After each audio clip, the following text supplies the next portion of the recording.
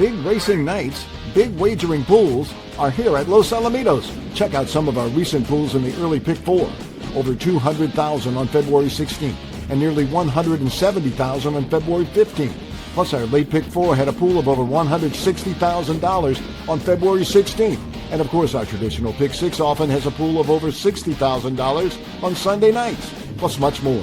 Big racing nights. Los Alamitos Racecourse. And welcome everyone to the Los Alamitos Preview Show, a big weekend of racing here at Los Alamitos. 9 races on tap on Saturday night and another 9 races also on Sunday, coming off of the heels of a huge Sunday night as far as the betting pools were concerned. Over $220,000 in the early pick four, which was a season high, over $180,000 in the late pick four. Even the place pick all, close to $30,000 in that pool on Sunday. Of course, you can catch all the place pick all selections by Joey Quarters, losalamitos.com, and everything else. Our top handicappers right now here joining us for the show, George Duarte and Chris Wade. You guys are all over the racing action here at Los Alamitos on a consistent basis. And take a bow, gentlemen, take a bow, because last week, George, you had defending champ as your pick of the show, and the horse came back and won the race at 9-2 odds. Chris, La Famosa Vaquera was your top selection, and La Famosa Vaquera did the job as well. So just thoughts on that, on your selections. I'll start with Chris. Well, La Famosa Vaquera, as noted, she had a good amount of talent, but she got rambunctious in the gate. Horse next to her that particular evening was above in post 3. She got fractious, started things off, and they both got rambunctious and broke through the gate. And when they break through the gate, 95 times out of 100, they just don't run to their numbers. She stood in the gate like a champ. She broke well and finished even better and crushed them and won there at 2-1 there in that 5th affair. And then, of course, George's horse closed out the week with a nice number. I was surprised with the price with everything factored in. And George, that defending champ winning a trial to the El Primero del Año Derby. Your thoughts on the horse and the big matchup now against Train B Taka in the El Primero final in a couple of weeks? I thought he ran well. I really liked it. Once he I know he broke a little slow, but once he kept his racing room, I was like, all right, he's going to come rolling. And I liked also that when my analysis, if you remember, I didn't like the rail horse. I thought the rail horse was vulnerable because he didn't like the rail. He ended up running last. And the favorite I thought would have a tough time with the rider. She ended up drifting out, and that's what, ended up running third. So I thought I pegged that race pretty good. And I know we all like defending champ. It's always good to see Doc have a good one for the Derbies. That's for sure. I go on the radio show with Mike Woolman, and I went with a horse in the El Primero del Año Derby, favorite Stem and Talent. He got the job done as well after a rough outing in the Los Alamitos Winter Derby. I'll give Mike Woolman props on his show as well. That's on 8:30 a.m. Thoroughbred LA here in Los Angeles radio. Well, I had it on the screen to open up the show. Let me bring it back up again. Race number 5 on Saturday night. I got to highlight this race. It's an 870-yard race. We haven't had one of these in a while. In fact, the last time that we had an 870 race was in January of 2021. So it's kind of fun to have these races back. The most recent superstar at that race level, Ballast Point. You guys remember Ballast Point, tremendous stakes winner here at Los Alamitos for Terry Thompson, Paul Jones. But we've had so many great 870 horses over the course of the year here at Los Alamitos. Probably no track in quarter horse racing has had more stars at this division. I can name quite a few. When I started working here in the early 1990s, Griswold was the superstar. Brian Corner had a horse by the name of Speedy Lunch that won a bunch of races here with Guillermo Gutierrez aboard. That was a horse that I enjoy watching a lot. George, Chris, your favorite 870 horses in over time that you've been following quarter horse racing here at Los Alamitos. Chris? Well, I got to go with the old guy. I got to go with Griswold. Of course, Griswold and Valiant Pete, they're out there ding-donging on the front. Don't forget they ran in that 4-furlong match race across town and came up just a little bit short versus a quality thoroughbred. But Griswold got it all started back in the day, and We've had so many over the racing season, but every time you think about 870, first thing that pops in mind is Griswold. Yeah, that race happened, I think, in April of 1991. So we're coming close to about 35-year anniversary of that tremendous match race between Griswold and Valiant Pete. And I remember hearing everybody here in the press box talking about that race and how the grandstand at Santa Anita was just shaking with so much excitement. So many people just rooting on Griswold and Valiant Pete. It was a big moment for quarter horse racing fans to see Griswold race at Santa Anita and do so well in that tremendous match race. George, any favorite 870 horses over time? For me, it was the Big Gray Snowbound Superstar. I mean, he was so dominant that the race was against the clock. It wasn't even against his rivals. It was like, will he beat that track record of that was, I think was it 43. I forgot how fast that. We were always looking at the final to see did he break the record, and he just couldn't get it. So for me, that'd be him. He was just so dominant, and he was just, he was unbeatable. And not only the record against the clock, but the all-time record as far as winning races in a row. He had a streak. I want to say maybe he won 16 in a row at one point, and just about every one of those were stakes races. He went to Wyoming. He was doing it in Idaho. He went out of state and won a bunch of races, and of course, he won so many stakes races here at Los Alamitos. And I can name a few more that I remember fondly. Sign of Lanty, Brotherly, Mr. Diddy. What Diddy was a nice 870 horse that I remember out here. Prankster CF was a champion here for R.D. Hubbard owned Prankster CF. And our buddy Curtis Treese named one of the most memorable 870 horses, Butter Me Up CST. And the legend has it that a young Curtis Treese was sitting at the dinner table while they were talking about naming this horse when he was still a yearling or maybe still a weanling. And Curtis reached out with his roll of bread and said, "Butter me up, Mom." And the name was born right there, Butter Me Up CST. And of course, he went on to win many stakes races here at Los Alamitos. Well, this race number 5, just really quick. Number 2, To Spite Her at 9-5. Looks like that horse will be very tough to beat in this 870 race. Has won last 3 outings by daylight. Run on TT Run is another horse that might show a little bit of speed there. Either that or he'll stalk. Western Grit, a horse that I think has a chance here. 4-1 for owner trainer Troy Dial. This horse won 2 outings ago. But again, he's only won twice. Maiden claiming race in this last race, which he was claimed out of back on February 1st. Heather Seaton has a 2-race win streak, and Devil's Moon here for trainer John Cortez and owner Mike Flory. George, is it pretty much To Spite Her all the way in race number 5? Yeah, nobody's proved to be as fast as him. I know Western Grid is really fast and puts the blinkers back on, so he will attempt to try to press the pace. But I think To Spite Her is in really sharp form and is just too fast early to and will be the speed of the speed. I think the one that will get the trip of the race will be Devil Moon. I mean, the lone closer in the race will hope they're lined up 4 or 5 deep, and then he just to swoop by, in the lane. So for me, that's the 2 favorites. You agree, Chris? Yeah, pretty much. It's a Spider is just so sharp at attack, and she's improved on my numbers in each subsequent start of those victories. Never even asked for her on a step, and she's got enough tactical speed with a couple of little horses stretching out off the 2.5 furlong events that could be on the engine. This horse could be sitting a perfect, probably second or third over and get first run on the horse to the outside. So To Spite Her, definitely the horse to hold off. And of course, with all that tiring speed down lane on those horses stretching out, the horse to the outside, Devil's Moon, should be closing steadily, but To Spite Her will have the jump, and she's going so sharp, tough to deny. And it's kind of a fun little condition here because it's for horses which have never won a race at 870 yards, which pretty much leaves it open to the entire world here at Los Alamitos, because we haven't had many 870 races. Like I mentioned, it's been quite a few years. So just about any horse here in California could have entered this race. Let's move on to the feature event here, which will be race number 9. And Chris, you have a pick, right, in this selection. This is where you're going to go on the Saturday card?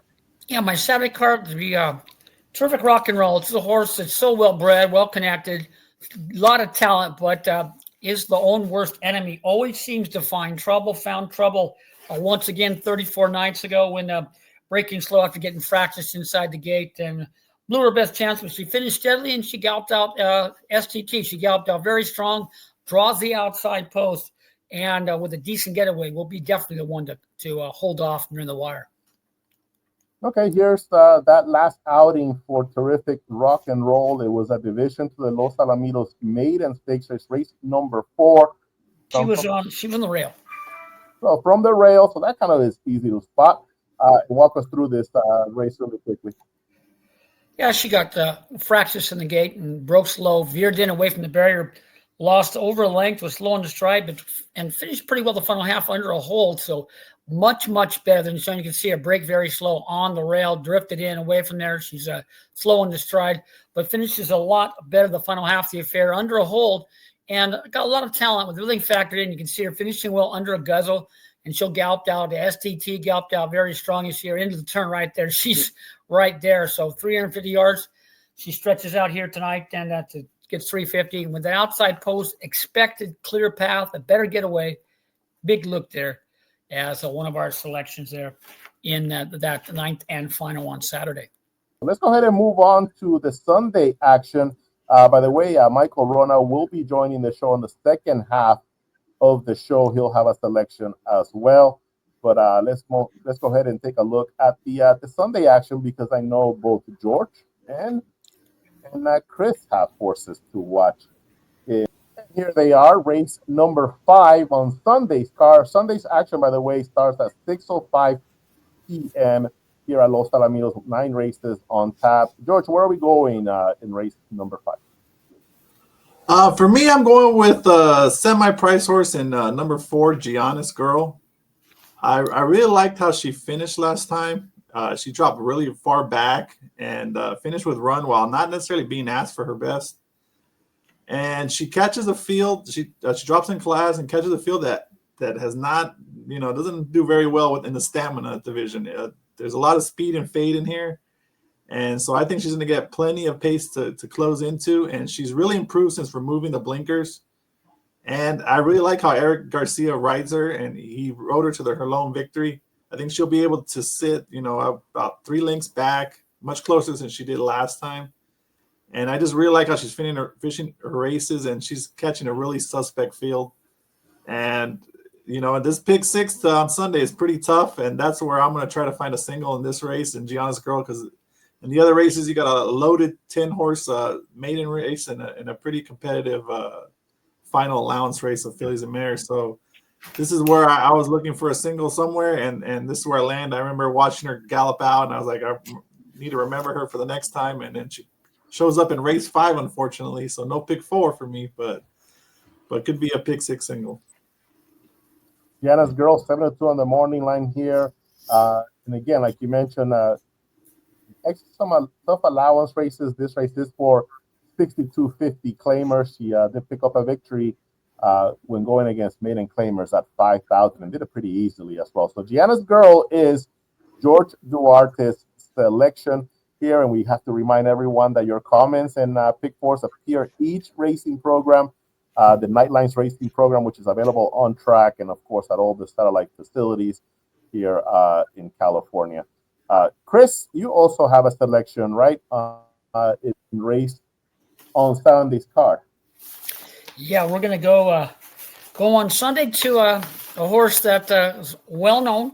I mean, to me, this is the horse that was drawn next to La Famosa Vaquera, who won for us last weekend. And this is the horse above, the 2 horse there in tonight's 9th and final on Sunday, was the one that started all that action inside the gate. Actually got fractious and broke the gate as well, and did have a good amount of trouble, but she's got a good amount of talent. And with everything factored in on my numbers, she figures very, very good on my chart. So if she can mind her manners and gets away out halfway decent, she's got a big look there at a nice little price there as our look on the program on Sunday night to close out the pick 6 and that late pick 4. And if she minds her manners, got a big look at the outcome. So that's race number 9, number 2, above at 8-1 on the morning line for Heraclio Boteo. This horse ready in this allowance race as far as Chris Wade is concerned. We'll go ahead and take a look at that race that you mentioned, Chris, where she did break through the gate, got fractures there. Here's that race on February 1st, race number 7, the 3 you can see right there, getting a little bit fractious. Take it away from here, Chris. Yeah, the La Famosa Vaquera was the 4. This horse was the number 3, got fractures, broke the gate, broke slow, and was slow on the stride. But you can see her striding out very strong under a guzzle here, the final half of the affair, striding out very, very strong under a hold. She has a good amount of talent. She's, like I said, her own worst enemy.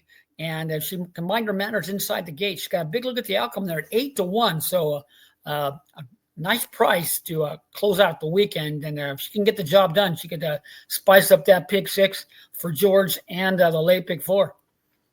I might take the whole pool down if she wins at 8-1. That's a really good price. Yeah, she's got a lot of talent. So if she can just get away decently, she's got a big look on the stretch out to going 350. So with everything factored in on my numbers, she's got a big chance. And I'm just hoping and praying she could mind her manners.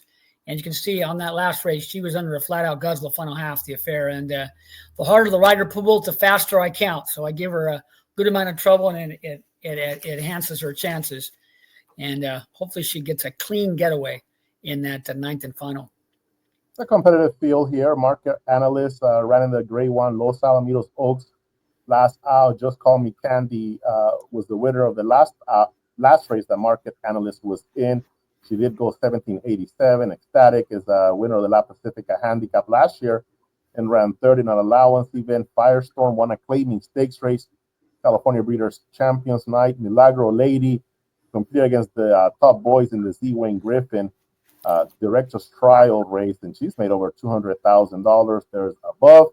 And West Texas Prize has run a couple of stakes races this year as well.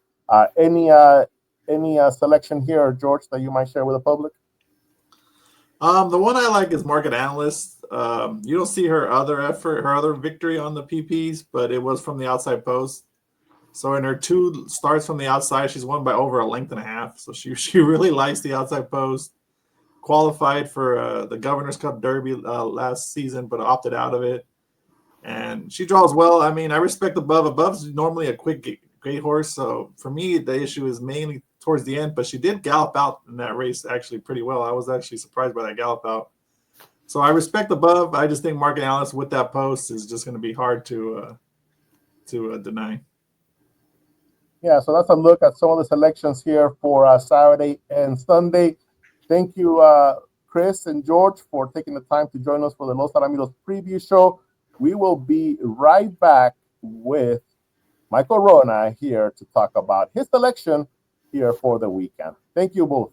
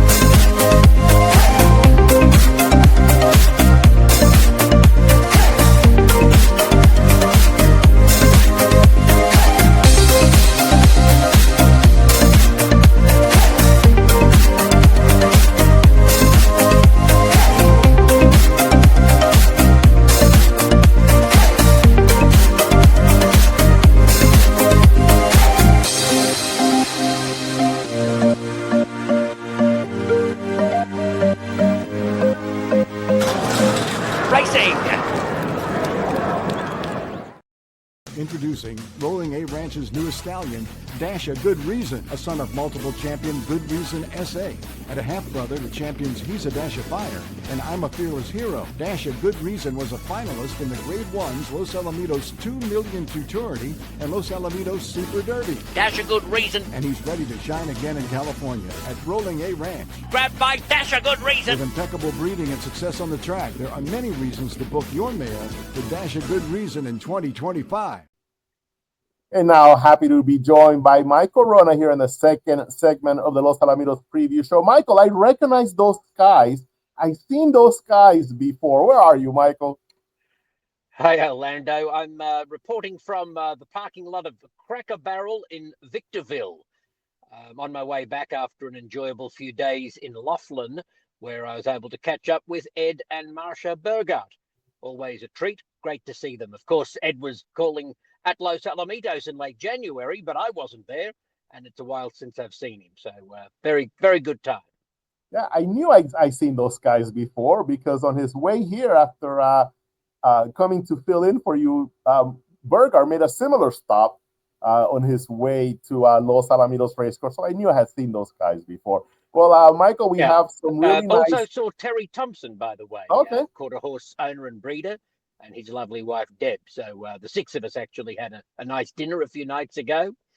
And I would have liked to do the report from one of the rocking chairs outside Cracker Barrel, but it was a little too windy and too much freeway noise. So I've retreated to the boring confines of the car. But I am a big Cracker Barrel fan. I enjoy a stop there.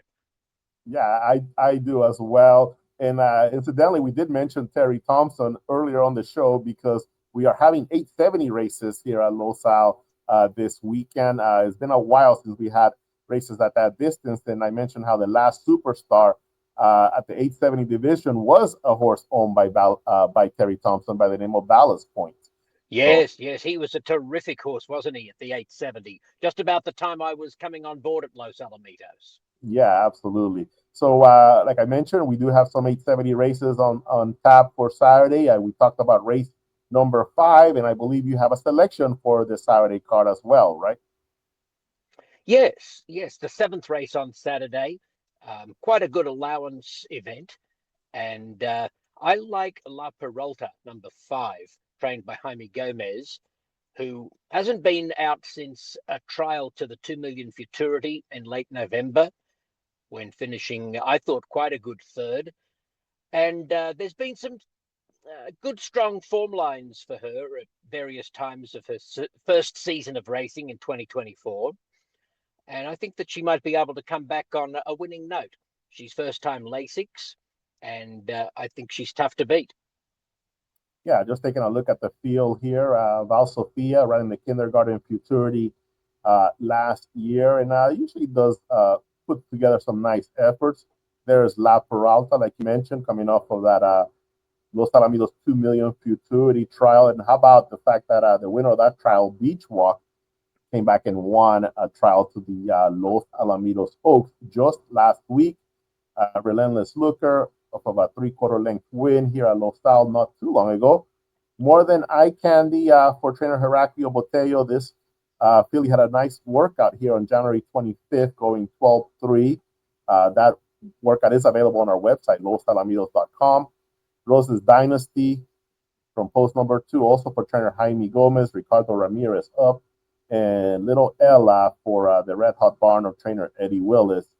We'll start from the rail. Oscar Peinado is up. How about the fact that Eddie Willis winning at a 36% rate? So far this meet, Oscar Peinado winning at 33% rate here at Los Al as well. So let's take a look at La Peralta and that November 24th effort. Okay, here it is, Michael. We can get a nice little brief look from the drone. Remind us what post position she's breaking from. Number 5, and she gets bumped inwards at the start. She's got gate 5, Yellow Silks, and she's forced in while getting bumped at the break. It was a little uncomfortable for her in the opening 50 yards. She has room thereafter, and she ends up finishing third, beaten a nose for second, and there was a DQ. The horse that ran second was DQ'd. But that's Beach Walk, winning the race quite convincingly. And as you noted, Orlando has just come out last week to win an Oaks trial. And La Peralta's effort in that 2 million futurity trial, I thought was pretty good.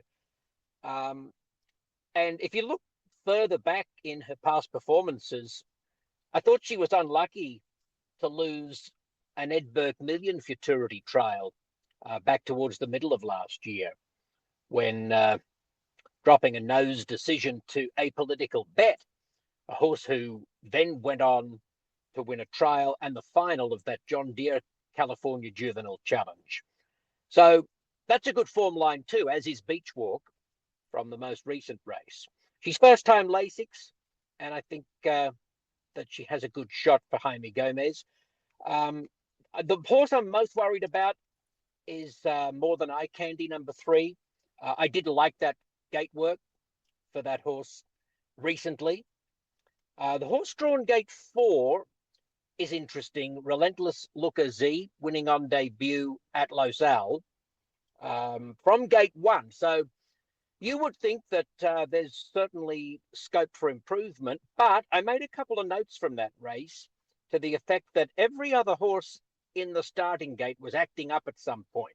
It was a very rambunctious lot in the gate, and Relentless Looker was the only horse who was well behaved and did not break 10 seconds for the closing split. It was a 10.02. So I remember just making a note that maybe the horse was a little bit of a risk of potential underlay next time out, even though you would think on paper winning first start at Los Al from gate 1 maybe moves forward. I'm prepared to risk the 4 horse. I like 5 to beat 3, and you've got to respect the rail runner as well. It's quite an open race on Ed Burgart's morning line, but out there in gate 5, La Peralta will do me nicely. Yeah, we have a nice program here on Saturday night. This allowance event, like you mentioned, pretty wide open. We talked about race number 9 as well here on the show. We have a quarter horse maiden event here, and Chris Wade, just to recap his selection, terrific rock and roll here in race number 9, and also RS Shericana, a horse that ran in the Los Alamitos Super Derby, will be in action. So fun racing card here on Saturday at Los Alamitos. First post is 7:05 p.m. Michael, any other thoughts on the trials last weekend? We had trials to the Los Alamitos Oaks, a grade 1 event, and also trials to the El Primero del Año Derby. Well, there'd be several fillies that potentially can improve on what they already did last week in the trials. A couple of Eddie Willis fillies who hadn't run for a while, who were having their first look at Los Alamitos. Certainly they impressed. But I can't imagine there's more potential for improvement than with Elizabeth Alexandria, who was the long shot, the value horse that I mentioned on the preview show last week in her particular trial. Because she hadn't run since the middle of last year. She's only run 3 times in her life. To come off such a long lay off 400 yards slowly away, and she was absolutely eating up the ground. She wanted more ground. It was a very encouraging return to action for a filly who surely has great scope for improvement. If she can begin better and derive any kind of fitness benefit from that trial, I think she's very dangerous. She could be looking at a good season. And in the Derby trials, defending champ, you know, I'm on his bandwagon. I declared late last year on X that I think he's going to be a real force as a 3-year-old. I expect that he'll win a Derby at some point, and this is his first opportunity. And I thought he was really good in the last little bit of that trial. He got to the line strongly and powerfully, and he's the horse that I'm into at the moment in the 3-year-old male ranks. Yeah, we talked about defending champ a little bit. What a show that's going to be against Train B Taka in that race. On March 23rd, the El Primero del Año Derby. The field will also include Show and Tell Cartel, who ran in the Los Alamitos 2 Million, Favorite Semental, who ran in the Winter Derby, Ultimate Battle, who was in a couple of grade 1 races, as well as Just St. Kevin. That's the El Primero del Año Derby. And we'll have some sound bites from some of the top trainers with horses in that race as we get closer to the El Primero, as well as the Los Alamitos Oaks, Gentry Farms, Beach Walk, and also Bold and Beautiful. So the Gentry Farms will be represented by 2 really nice fillies.